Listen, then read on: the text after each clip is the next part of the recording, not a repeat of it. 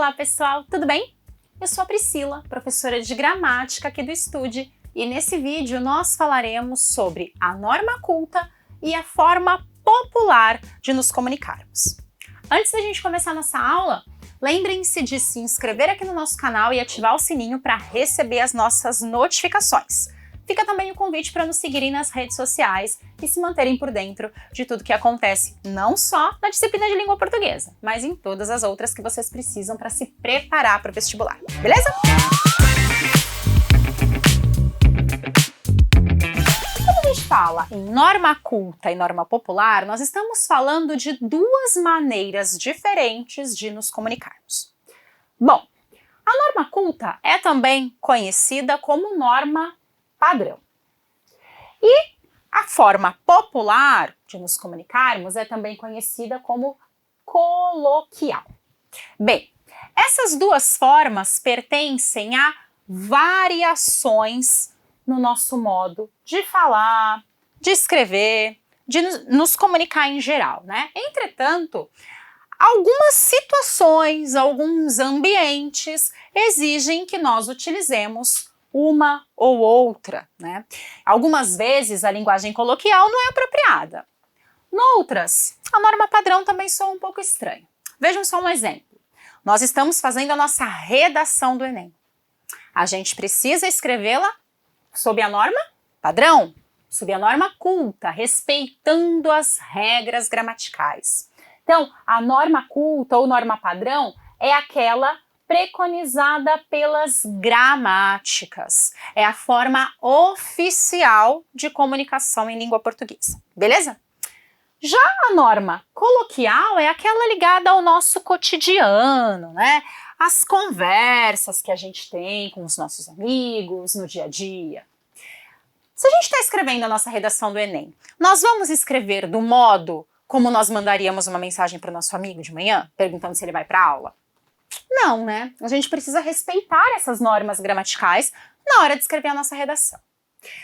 Também soaria estranho se a gente está lá na beira da praia com um amigo, tal, tomando açaí e começasse a conversar com ele da forma como nós escreveríamos uma redação. Caro amigo, o que estás fazendo aqui hoje? Fica esquisito, não fica? Então, a norma padrão nem sempre vai ser apropriada. Muitas vezes a linguagem coloquial, essa linguagem do cotidiano, é a mais, não digamos correta, mas é a que cabe melhor na situação em que a gente está. Então, saber identificar o momento exato de utilizar uma ou outra é essencial.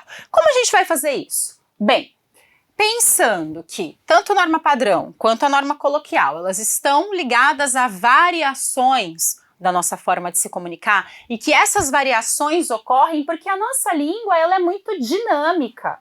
Então, o tempo todo havendo transformações, o tempo todo havendo particularidades, cada falante se porta de um jeito, se comunica de um jeito, tem uma bagagem cultural que vai interferir na forma de falar também, né? Então, entendendo, né, esse dinamismo da linguagem, essas variações presentes, nós vamos utilizar essa norma padrão em situações formais, né? Então, textos acadêmicos, como é o caso da redação do Enem, como é o caso de uma dissertação escolar, vamos utilizar a linguagem formal. Outro exemplo, né, para quem já trabalha numa comunicação empresarial, né? Então, eu vou mandar um e-mail para o meu gestor, eu vou mandar um e-mail para o diretor da empresa. A gente não vai começar o e-mail com "e aí, mano", né? A gente vai utilizar uma linguagem formal, uma linguagem apropriada para esse meio, né, laboral, para o meio acadêmico. Agora, quando nós estamos lá no nosso cotidiano, nós vamos utilizar uma linguagem mais informal, sem problema algum, como utilizando gírias, utilizando abreviações, que são muito comuns nas redes sociais, né, no WhatsApp, essa pressa da gente se comunicar, frequentemente a gente abrevia muitas palavras, não tem problema, desde que seja uma situação informal. E por que a gente está falando sobre tudo isso aqui nessa aula, né? O que ela tem a ver com o Enem? Bem, nós precisamos entender essas diferenças para conseguir identificar as coloquialidades, os coloquialismos nos textos do Enem.